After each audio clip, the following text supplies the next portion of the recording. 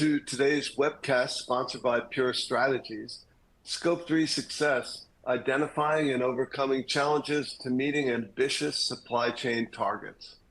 I'm John Davies, Senior Vice President at GreenBiz, and I'm pleased as always to welcome listeners from around the world. Before we begin, I've got a few housekeeping details. This webcast platform has a number of features that I'll point out. As you can see on this slide, you can resize and move around the various windows on the webcast platform to optimize your viewing experience. On the bottom of your screen, there's a toolbar with various buttons. You can download the resources from today's webcast by clicking on the button marked Resources. Important to note, this webcast is being recorded, and the recording will be shared with all registrants later today. If you have questions for today's speakers, simply click on the Q&A button and type your questions into the Q&A window that appears. We'll be fielding those later on in the program, but don't hesitate to ask along the way.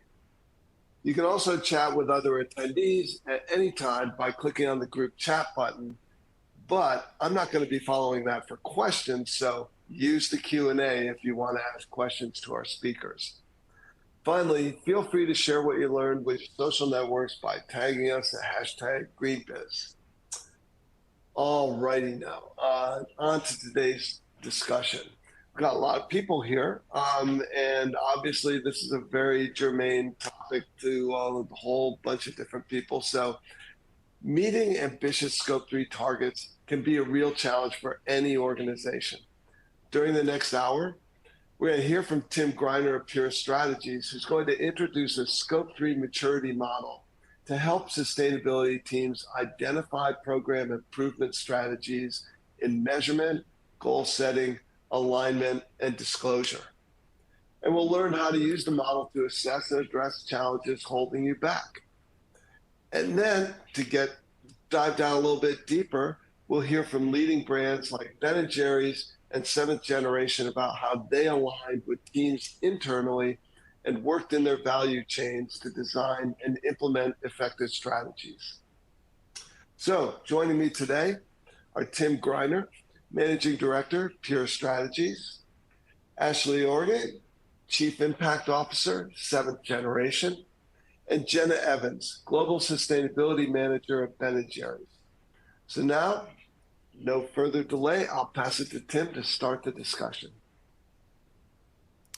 Thank you, John. It's a pleasure to have the opportunity to discuss the difficulties and challenges we are seeing companies facing, facing the ambitious climate targets they've set for themselves. And what I would love to do is just give a little background on Pure Strategies before we dive into the specifics of those challenges and ways to overcome them.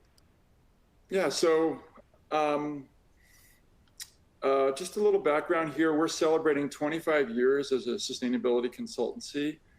Our mission is to transform business to create a more sustainable future. And as a boutique consultancy, we deliver customized sustainability consulting services, and we really focus on empowering our clients to help them be successful on their journey to meeting their sustainability objectives.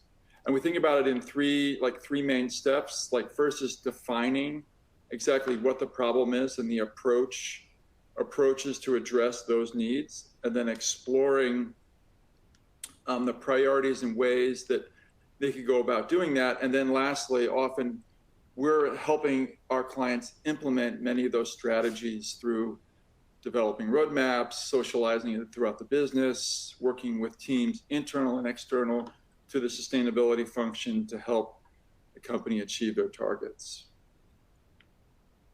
The main areas that we consult in are corporate strategy and goal setting, climate. We have a focus in agriculture, packaging. An area that's kind of new for many of us is the area of nature and biodiversity. And we, as some of you may know, we have a nature learning a nature action forum for business that we're actually running right now.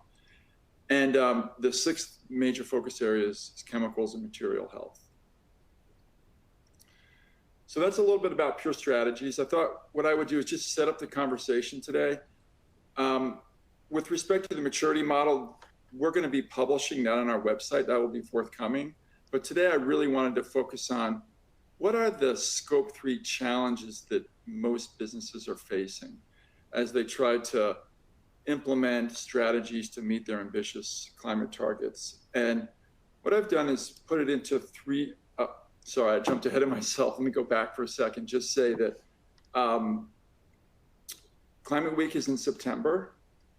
And I don't know, John, you're probably planning to be at Climate Week. Many of us are planning to go there. Pure Strategies is hosting 3 sessions, one on the 19th and 2 on the 20th. 2 of them are in collaboration with EDF, and they're focused on flag targets related to climate. That's on the 19th. Brand scaling scope 3 emission solutions. That's on the 20th in the morning. And then connecting corporate climate and nature strategies. That's on the 20th in the late morning. And you can learn more about these sessions at Climate Week by going to our website. Okay.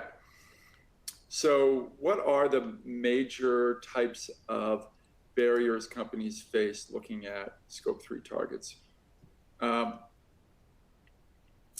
see, the slide is a little bit of an eye chart. It looks like it didn't quite transfer over, but I'll go through the main 3 bins, if you will. So the first is internal alignment. What we see is while most companies do a pretty good job of getting internal alignment, it's a continuous process to keep the senior management team and the leaders of the different functional parts of the business aligned with your GHG targets.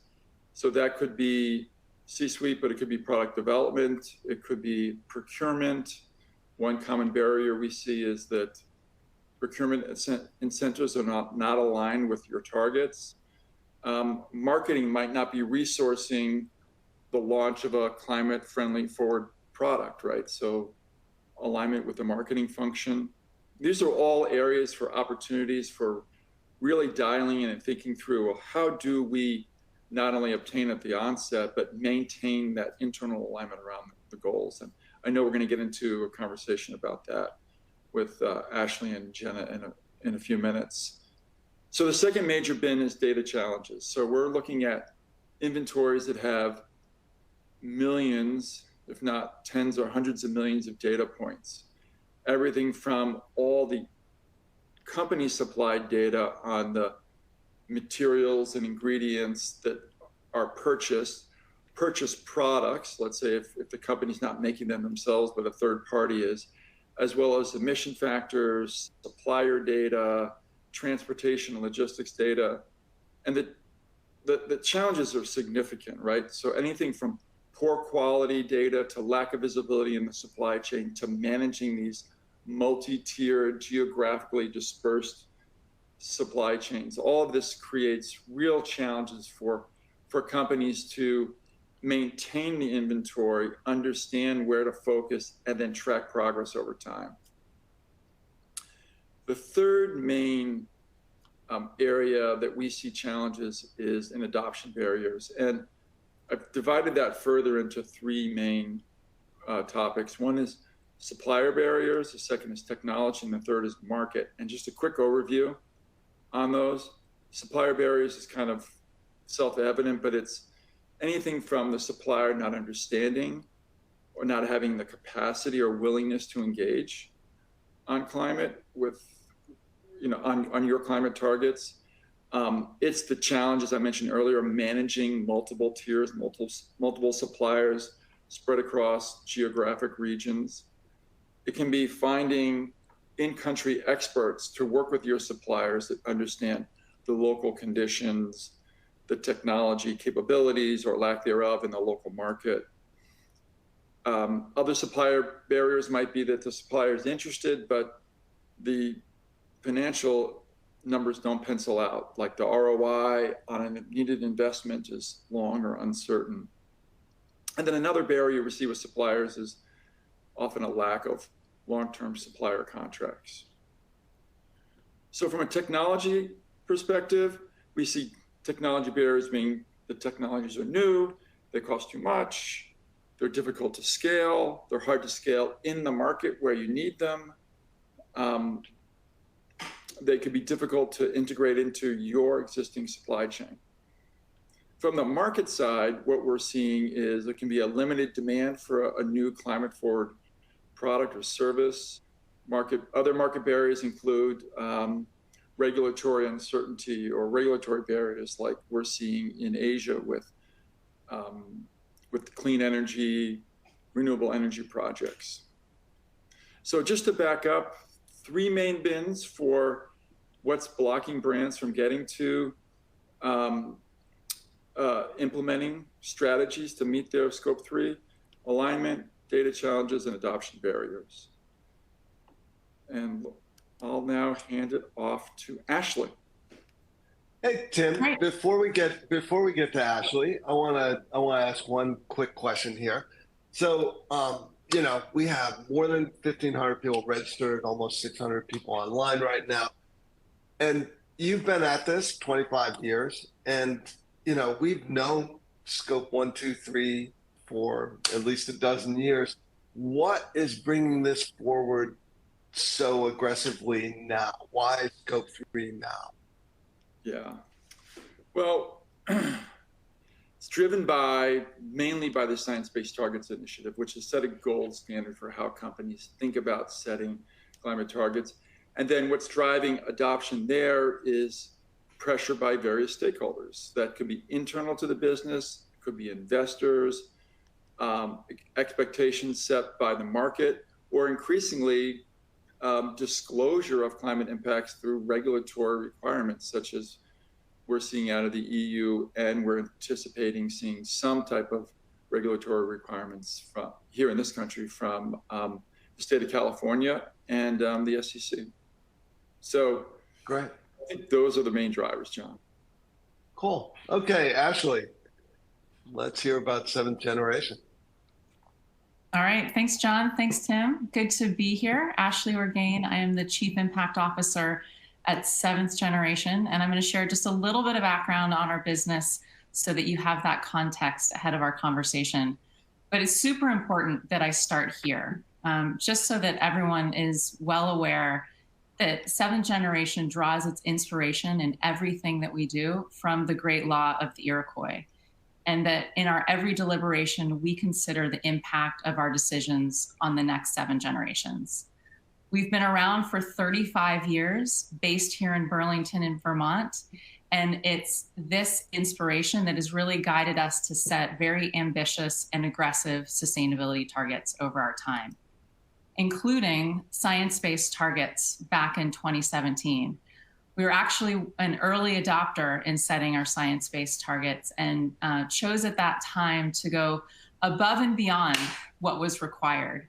7th Generation is a company that has always prided itself on pushing the envelope, not only in corporate ambition and transparency, but also in really trying to set a model for what climate action looks like. And so in 2017, we set 2 targets that we wanted to reduce our scopes 1 through 3, including consumer use, by 50%, and then incredibly aggressive, all of our scope 3 emissions by 90% by 2030. And why this was so ambitious is that when you look at 7th Generation's carbon footprint, 90% of our emissions are in consumer use. So when consumers are washing and drying their clothes, or consumers are washing and drying their dishes. And that's because we've got a dirty energy grid, that we're burning oil, gas, coal to heat the water in our homes, to do our everyday chores. And so we set ambitious targets to reduce our scope 3 emissions in consumer use that has led us to certain strategic choices over time. We'll get to those in just a minute. I want to share, when we back out consumer use, what we also see is that we've got about 75% of our emissions in our upstream supply chain. So thinking about what we can do with our partners in our supply chain, with our partners in core functions of the business, in R&D, has been critical for us to start tackling some of the other impacts that we've identified for the business. And it's actually this portion that we're starting to pivot our strategic focus on in the coming years. We've had an incredible stride of campaigns over the last 5 years in advocacy that have set us up well. We saw the passing of the IRA. We're starting to see a greening of the grid. And so seventh generation is pivoting focus back into what can we do in owning our impact and making decisions and driving down emissions in the rest of our scope 3. And what that's looking like are 4 key strategic decisions. First, we're working more closely with our R&D partners and thinking about how can we improve the footprint by bringing forward superior product solutions that have a lower emission footprint.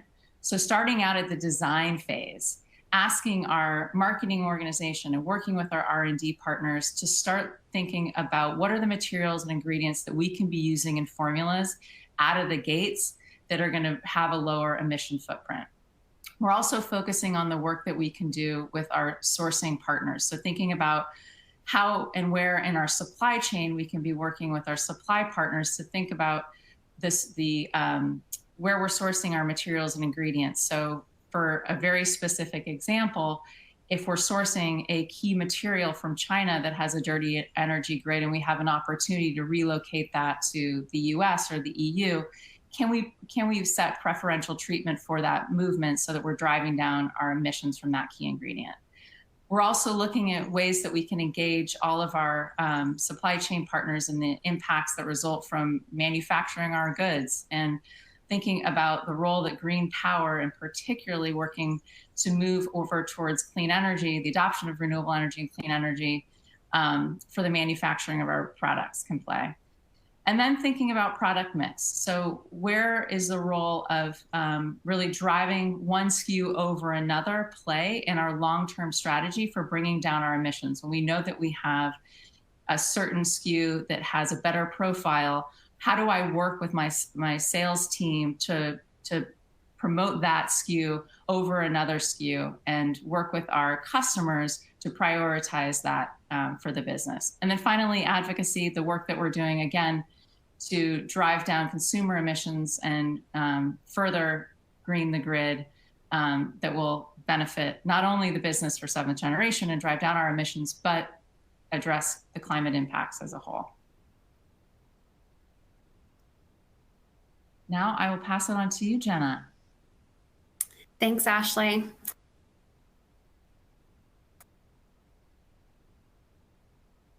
Hi, everybody. Some of you may know that Ben & Jerry's is an ice cream company based just outside of Burlington, Vermont.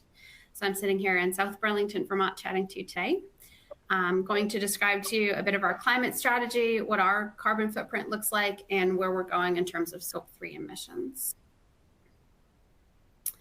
So this pie chart that you see on the screen is representative of Ben & Jerry's carbon footprint. As you can see, as is very clear on the pie graph, that more than half of our footprint is coming directly from our primary ingredient for ice cream, which is dairy ingredients, with another significant percent coming from all the other types of chunks and swirls that we put into our ice cream. So we have a very large footprint in scope 3, similar to seventh generation. And we did set science-based targets back in 2018. And those science-based targets are twofold. One that you see at the top is related to our scope 1 and 2 emissions, where we have committed to reduce 100% by the year 2025 from our 2015 baseline year. And then the bottom one in the blue circle you can see relates to scopes 1, 2, and 3. And it is an intensity reduction, meaning that the amount of emissions per pint that we produce will be reduced by 40% by the year 2025, again, from the same baseline year 2015. And I'll jump back to the pie graph real quick and just say, because we have such a significant portion of our footprint in ingredients and our upstream supply chain, especially in agriculture, Our strategy to try to reduce is very much centered in scope 3. And so there's many things that you can do to try to reduce emissions across scopes 1, 2, and 3.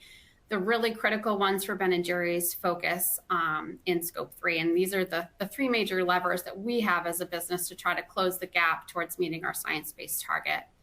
The first is around working with product development and our R&D teams to try to create lower carbon ice cream recipes. The second is around sourcing our primary ingredient dairy from farms that practice low carbon practices.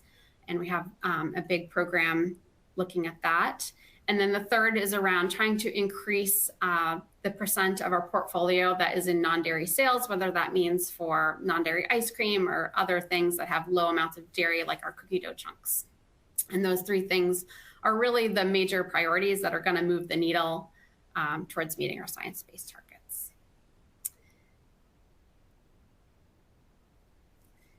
I guess I'll turn it back to you, Tim. Great. Thanks, Jenna. So we have a little poll to hear from you all around what are your top scope 3 challenges. So we've got a list of options here, A through I, and just rate them on a scale from 1 to 5, with 1 being a top challenge and 5 not significant. So if you want to fill out the poll now, and then maybe, John, we can return to this after folks, we've given them a few minutes to participate. Yeah, that sounds great, Tim. And I have a question for you, and maybe the others will be interested in this as well, is how will SBTI's flag and greenhouse gas protocol land guidance work into GHG emissions inventories? Will it be a separate scope? Will flag be separate and different than the GHG protocol land guidance? What are the differences? Sure. So flag is now part of SBT. So flag inventories, for new inventories, companies are standing up those flag inventories. In fact, we're going through a process to evaluate the flag related emissions for all of our clients right now. The requirements for submitting flag targets are not until next year by SBTI. The GHG protocol is more about the how, whereas the flag guidance is the what. What needs to be in the target, how the flag emissions are separated from fossil fuel emissions. I mean, that's the overall idea, is that flag is around forestry, land, and agriculture, and then we have emissions associated with fossil fuel combustion. And SBTI wants to have businesses that are over a certain threshold or in certain industries have both a flag target and a fossil fuel related target. Great. Ambry, how are we doing on the poll? Should we see how it's going?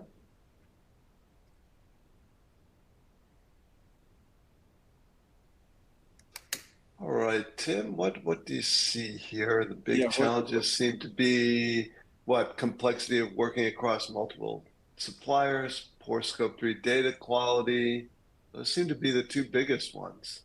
They seem to be the 2 biggest ones. And this is what we see, like classically in our work with many of our clients, that gathering good, accurate data in the supply chain, and then just the challenge of multi-tiered supply chains where you may have visibility to tier 1, but for complexity or business, like strategic reasons, your suppliers are not interested in or motivated to share information about their suppliers. I'd be interested to hear from Ashley and Jenna if these barriers are resonating with them. Anybody want to take that on, Ashley or Jenna? Sure, happy to. Yeah, Jenna, I saw you leaning in, so I didn't know if you were going to go first. Sorry, I didn't want to speak over you. That is okay. Well, we were just having a conversation about this yesterday, is that we had identified a potentially really important intervention that was likely back in tier 3 or tier 4 of our supply chain.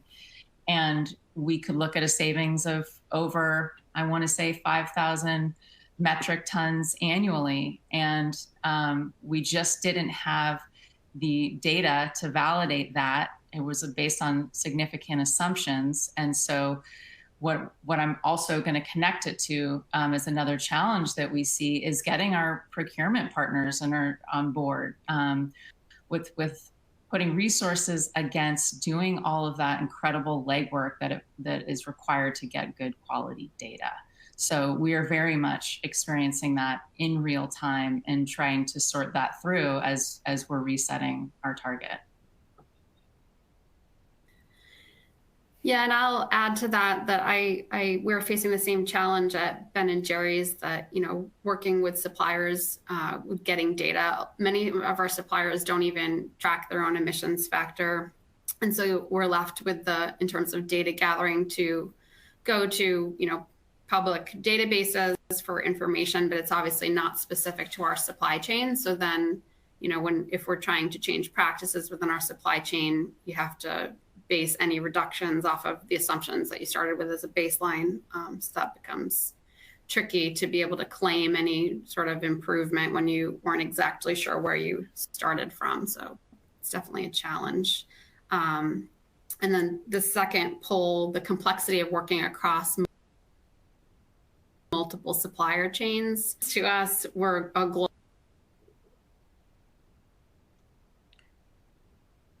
I think you're cut out, Jenna.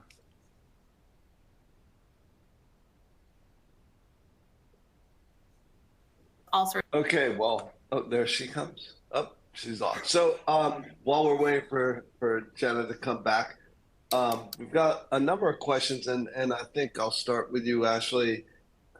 Communication seems to be a really big area, and I look at it both ways, along the supply chain and then to consumers. And we have several questions around that. So along the supply chain, what kind of programs have you put in place to communicate with your scope 3 partners in your value chain?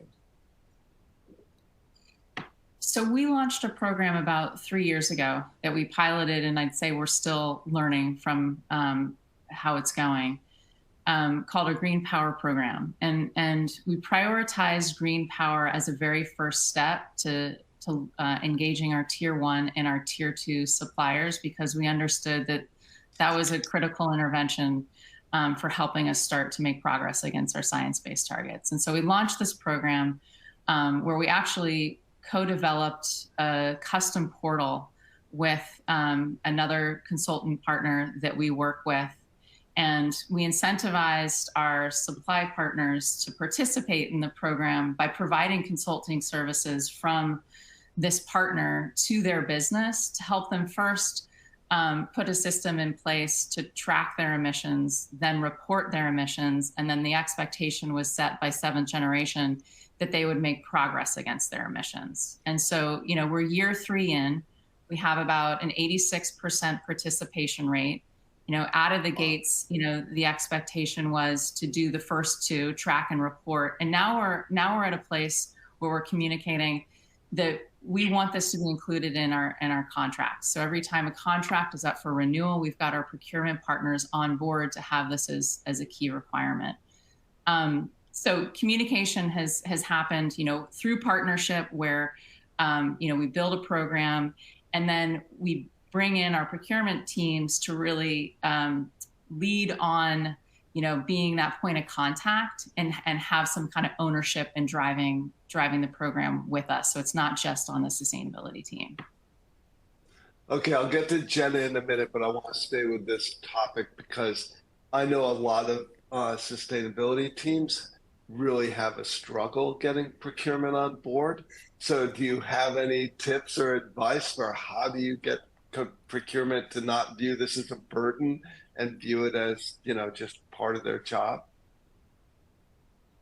We've been successful because it starts at the top. We have a model where we have institutionalized a performance system that measures not only business success from a top line and bottom line, but also sustainability progress. And we set annual KPIs that our leadership team is responsible for overseeing.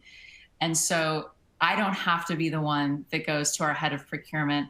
I get to lean on my boss to have that conversation and ensure that that team has a plan for the year underway, that we are going to be able to hit all 3 metrics that we've set up for success for the year. I know that's not the case with everyone.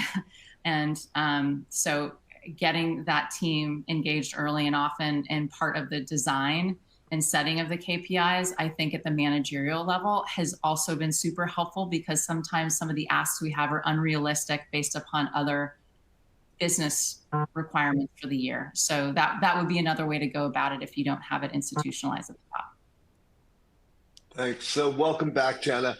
The question that we're curious about is, how have you been communicating through your supply chain? What are the ways in which you're bringing on your suppliers to help you in these efforts? Yeah. We've been communicating, I think, strategically with our biggest suppliers, and having to try to engage them so that we're collaborating together. I think the best example of what we've been doing so far is like with some of our dairy suppliers. So we're working with our dairy cooperatives, both in Europe as well as in the US, to try to deploy carbon reducing practices. And having the supplier on board obviously brings the farmers along much more easy when it comes to dairy, for that example.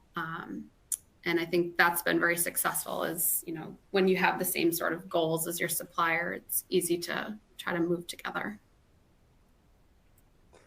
Great. And then another question that's come from several different people is, with 2025 right around the corner, how are 7th generation and Ben & Jerry's tracking versus your ambitious 2025 SBTIs?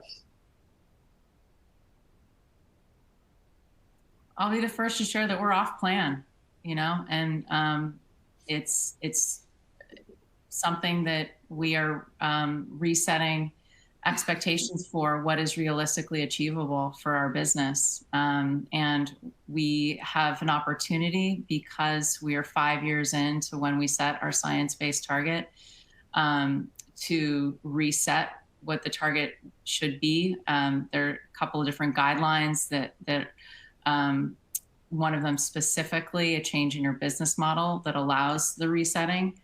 And so we're exploring what that'll be for our business going forward, and pivoting from an incredibly aggressive approach to systems change to a more realistic approach of thinking about what we can do with the material and ingredient impacts that we have as a business and the other aspects of our scope 3. Jenna? Yeah, and from our side, we're in the same boat as 7th generation. Unfortunately, Ben & Jerry's is not tracking to hit their 2025 goal.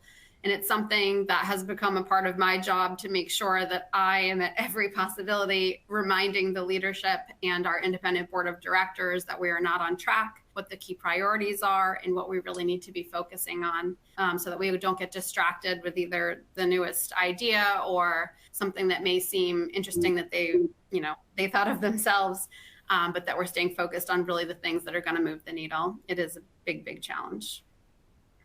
We're also, oh, sorry, John. Go ahead. We're also planning to set flag targets at some point in the very near future. And so that's probably going to realign what we're focusing.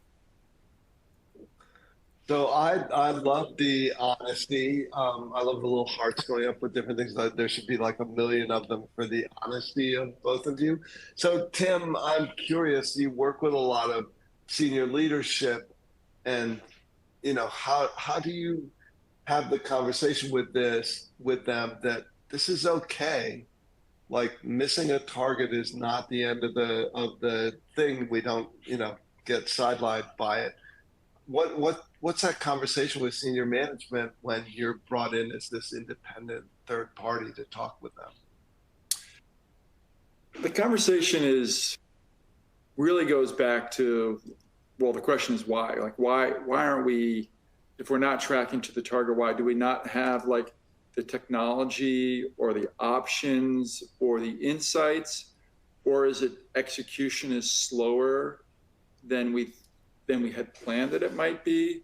So I think it's really diving into understanding those roadblocks and what those key unlocks look like. And I can say, in the case of like many of the clients we work with, including 7th generation Ben & Jerry's, that a lot of the answers are there, but aligning the organization, making the changes, and working in that value chain takes longer than many people, I think, anticipated. So, like relative to not meeting the targets, what I preach is that be transparent, be clear about like the effort that you are making. And both companies have, I know that both 7th generation and Ben & Jerry's have made significant progress on their targets. So that I think that's just something to be commended for. Reaching high and far and falling short of what are really ambitious targets is worthwhile work. And it's some of the best work that business can be doing to address the climate crisis. And furthermore, I think that the external stakeholders that are looking at your business, they're assessing if you're not meeting your targets, why? How are you showing what activities you're doing, and what dialogue are you having around what you're planning to do to rectify that? Great.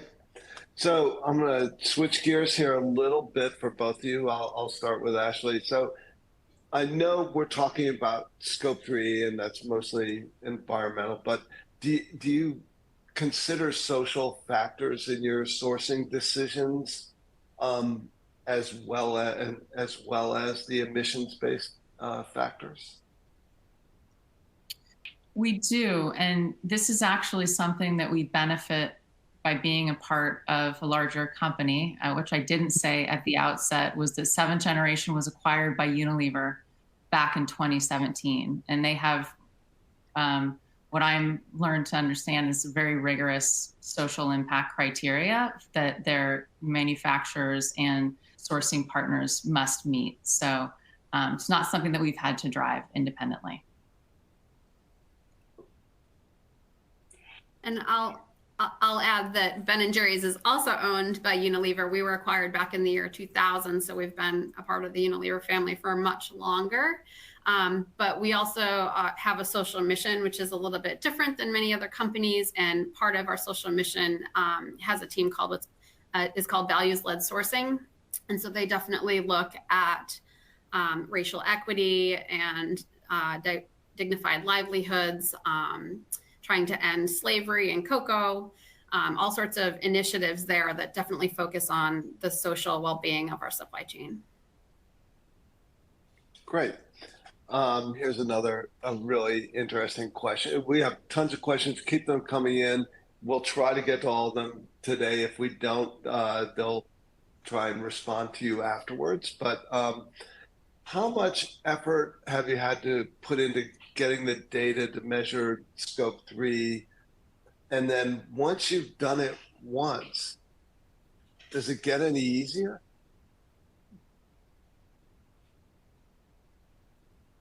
Ashley, I'll let you take this one first, Jenna. Okay. We have a very manual process of assessing our footprint. It's been going on for a number of years, even prior to my joining Ben & Jerry's. I would probably say it's less painful than it was initially, but it's still, there's a lot of data to be gathered, and it's not all in one place. So it is a pretty time-intensive exercise to take it on annually. And we do report our findings publicly each year, and it's on our website.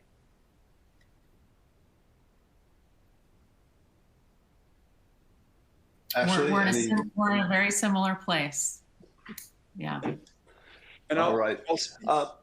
Maybe I'll speak, ahead, John, Tim. to like some of the challenges. So most companies, when they stand up their initial inventory, use secondary data and estimates. And then this is something SBT BTI emphasizes, which is the inventory is going to change over time as you engage further, get better data, your suppliers respond to your queries, and you start to move from, particularly for the hotspots, for the things that really matter, where you really try to work in that value chain and get at least geographically relevant factors, ones that are more current than maybe old emission factors, and even all the way to getting primary data. But once you get that, integrating that back into your inventory and managing that over time is challenging. And whether a company does that through, a SaaS type solution or a homegrown solution, it is time and resource intensive to manage that data and stand up the insights that the business needs to know, are we making progress and where do we focus? But it's cool. So Ashley, and I'll ask Jenna a slightly related question. You mentioned that the biggest impact is the use phase of your product, right? And you're trying to address that. How are you communicating to consumers, and you alluded to some other initiatives you have in that area. How is that going with addressing that part of your scope 3? Great. Before I answer that, I just want to make note of another question that was raised around being so far off our target. And as you remember, I said 90% scope 3 reduction was really driven by us making improvements in the clean energy grid. And our assumption at the time of setting the target was that the Obama Clean Power Plan would be passed. And so were that to have been achieved, I think, and addressed, we would be further along. So I think some of what we're finding now is that our original assumptions in setting our targets have not played out. So how we have ended up communicating with a lot of our consumers and bringing them on board with some of the strategies to address some of these impacts is in recruiting them through education and engagement to participate in some of these bigger campaigns that we've run to help decarbonize our economy. And one of the most significant ones that we ran back in 2018 was in a partnership with the Sierra Club, 100 on 100, where we were focused on getting 100 cities to commit to 100% renewable energy by 2030. And after working on getting 100 cities, we were starting to work at the state level, and then we moved to the federal level. And so what we're finding is that, bringing activism and campaign engagement opportunities directly to our consumers that enable them to participate in making change is really impactful for our climate impacts, but also it's a benefit that our marketing team is seeing back to the business, where they're seeing trust and loyalty grow and equity metrics increase. And so we're getting additional buy-in from other functions to continue some of these approaches around engagement and communications. Great. And Jenna, a little more specifically, someone's asking about, what do lower carbon ice cream recipes mean? And, how are you communicating that to your consumers?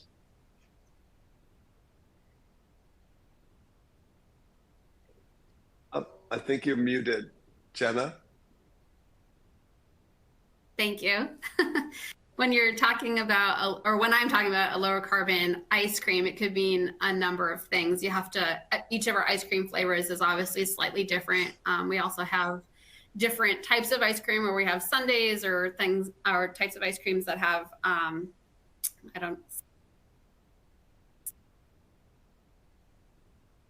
slugs of cookies, things like that. That means that there's less dairy, which tends to drive the emissions factor. So there's different ways you can build products to try to reduce high emissions factor ingredients, such as dairy, but also potentially other things.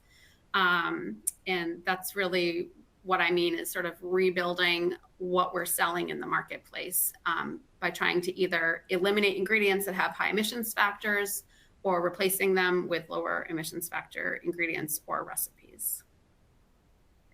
And I mean, Ben & Jerry's has always been sort of fun in their communications, in the naming of their products and that sort of thing. Are there any types of activations? I don't look at every single carton of Ben & Jerry's when I go to the store. So are there any communications you've done around climate to sort of bring a focus to it through a flavor?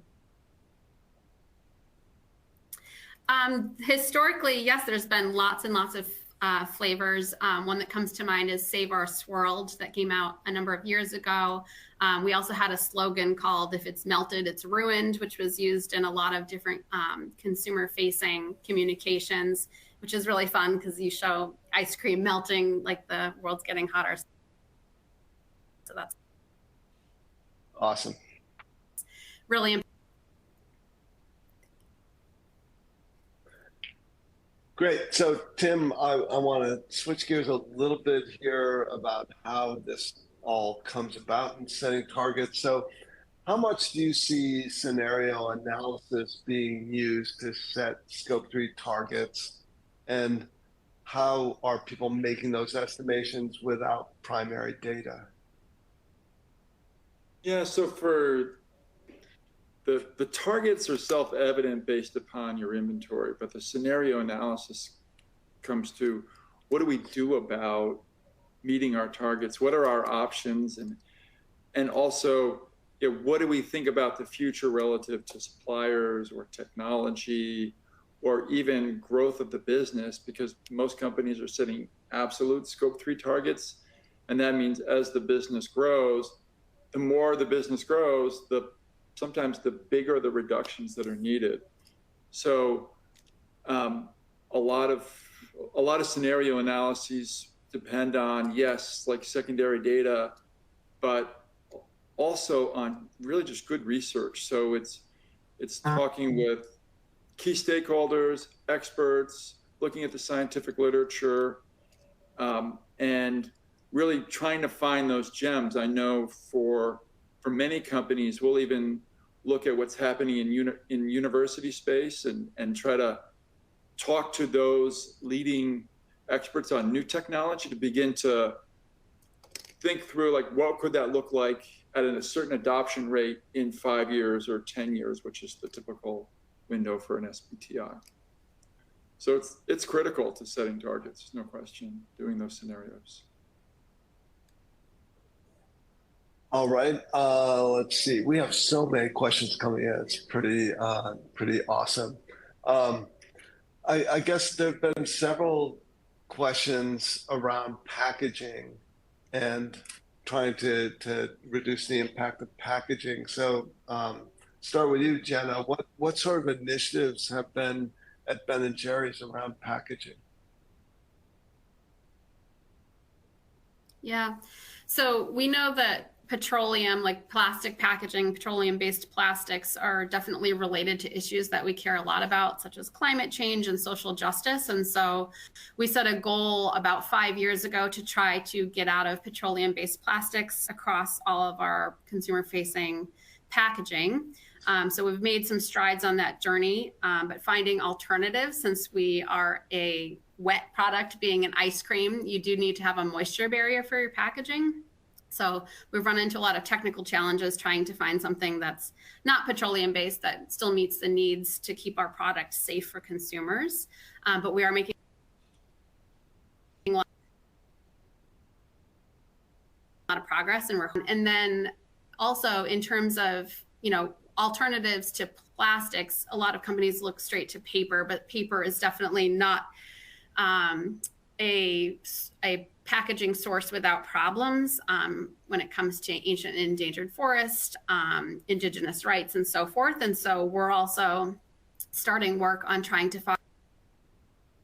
find alternative fibers to replace paper in our supply chain. Next couple of years, we'll be able to announce something that we've made able to fit our pint.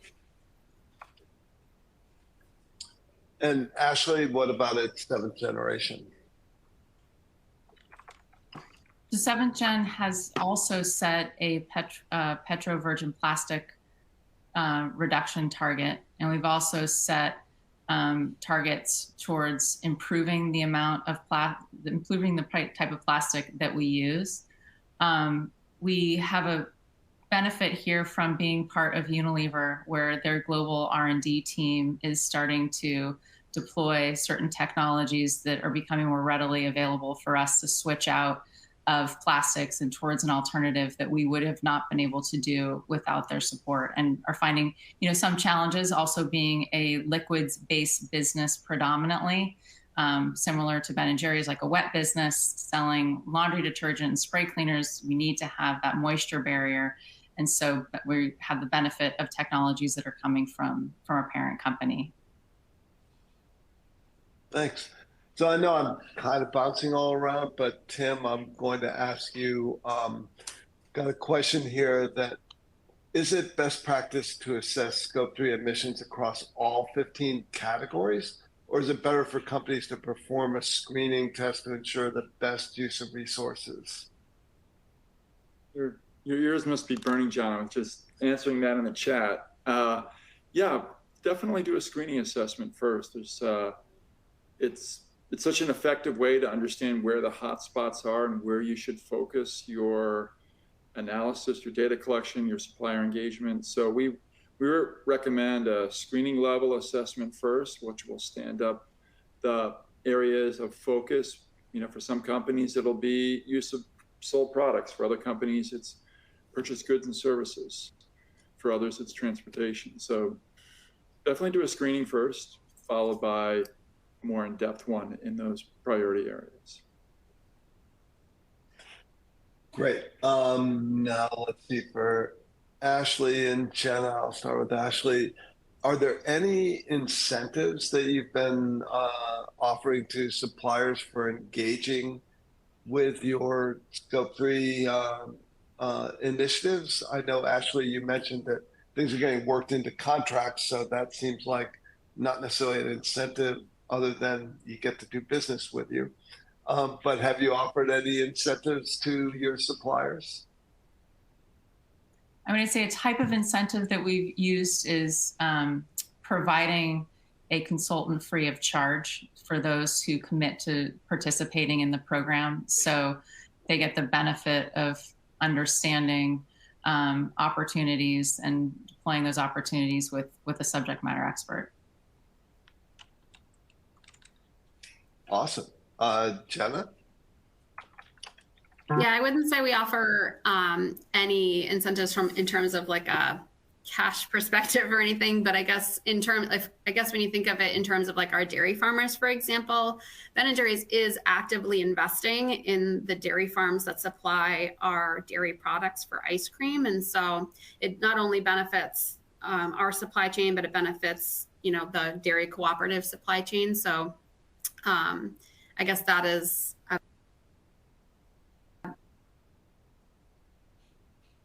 a benefit to them, as directly to the farms, but it helps them with their footprint as well. Great. And we got several questions around this. I can guess the answer, but I'm going to let you give it anyway. So should purchases of RECs be considered when looking at achieving your Scope 3 goals? Maybe Tim, I'll ask you that question. Yeah. How do you reference for people? RECs are a viable instrument for companies looking to reduce their Scope 2 related emissions or Scope 3 in their value chain. We're seeing, I think there are some challenges with RECs. There's the question of additionality, and some RECs have greater additionality than others. But also there's challenges with the actual accounting of how Scope 2 RECs count, because it's kind of complicated, but the carbon intensity of the emissions coming from where you want to apply the REC does not necessarily match the carbon intensity from where the REC came from. So if you buy RECs in California, it's a very clean grid there. The energy you're displacing is quite clean compared to if you bought RECs in Ohio, which has a really dirty grid. And right now, RECs are completely part of SBTI and part of the accounting system. but SBTI has signaled intent to re-examine the guidance there to essentially make them more effective tools for achieving the goals of decarbonizing supply chains and economies. And we expect new guidance next year from SBTI on Scope 2. Great. Well, I've saved this question for last because I think it's a really great question. Jenna, I'm going to start with you, but what is your biggest lesson learned and what is your biggest success associated with your supplier interventions for Scope 3 emissions reductions? I think my biggest lesson learned is that it's going to take a lot longer than you think. I feel like every time we feel like we have a plan and there's no way we can fail, something happens, and there's challenges all along the way to success. So allowing grace for not meeting targets or having to go a different path than you initially set out, I think is important to give yourself plenty of Scope 3 emissions targets. Ashley? What was the second part of your question? Oh, well, yeah, the biggest success, or maybe surprising success that you've had associated with this. Nothing is popping straight to mind. I'm really excited about an ongoing project that we have with our dairy suppliers that we call the Low Carbon Dairy Project. I wouldn't necessarily announce it as a success yet because it's ongoing, but it's definitely a very broad sweeping approach towards trying to change how dairy is made. And that's very exciting. People can stay tuned to how it's going in the years to come. And I guess I'll just follow up briefly on that. Has it been a successful conversation with I know you've talked about the cooperatives, but do you get to have a successful conversation with the farmers? And has that been going well? Yeah, one of the biggest surprises was that with that project is when we set out in the beginning of 2021 to prepare to talk to the farms and try to convince them that this is the thing that they need to do, they need to change their practices and so forth. We sort of anticipated that we would get some pushback, and at least in our supply chain, we were thrilled to find out that the farmers were on board. I mean, they'd already been doing a number of great practices for decades. And so we've been really pleasantly surprised at how excited that they are to work with us and just have another way to invest in the things that they have wanted to do for a long time. Oh, awesome. And Ashley, same question to you. Biggest lesson learned and maybe biggest success or surprising success with your Scope 3 program?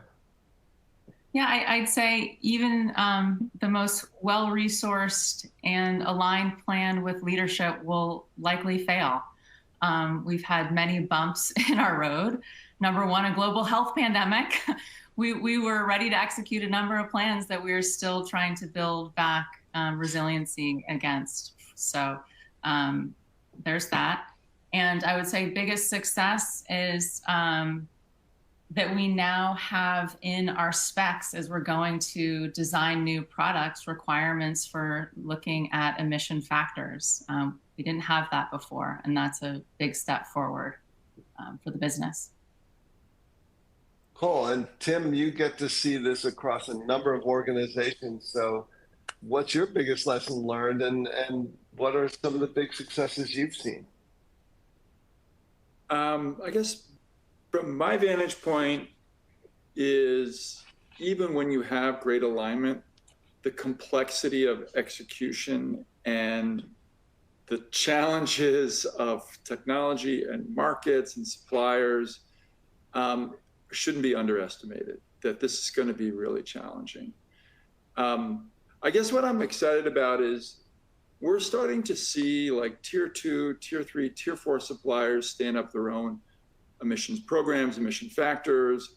We'll go and speak with their head of sustainability and yeah, we have an LCA on the ingredient, and we'll be, if we have a CDA, we'll be happy to provide that information to you. We weren't seeing that 2 years ago. So I think companies and suppliers are getting the message that this is important to their customers, and I think that's to everyone's benefit that we're seeing investment that far back in the value chain. It's really exciting. Awesome. Yeah, well, that's all the time we have for today. I want to thank all our speakers for such a great conversation, and thank our audience for so many awesome questions that we'll be getting back to you on. And thank my colleague behind the scenes, Avery Bosworth, for making everything run so smoothly. If you'd like to rewatch this webcast or forward a link to others on your team, the recording will be archived on greenbiz.com, and our team will email you the link once it's available later today. You can also check out all the resources on this topic by clicking on the resources button on your screen. And lastly, if you want to watch more GreenBiz webcasts, please visit www.greenbiz.com/webcasts. On behalf of my colleagues at GreenBiz and on behalf of Tim and Ashley and Jenna, I want to thank you so much for joining us. I'm John Davies. Until next time, have a great day.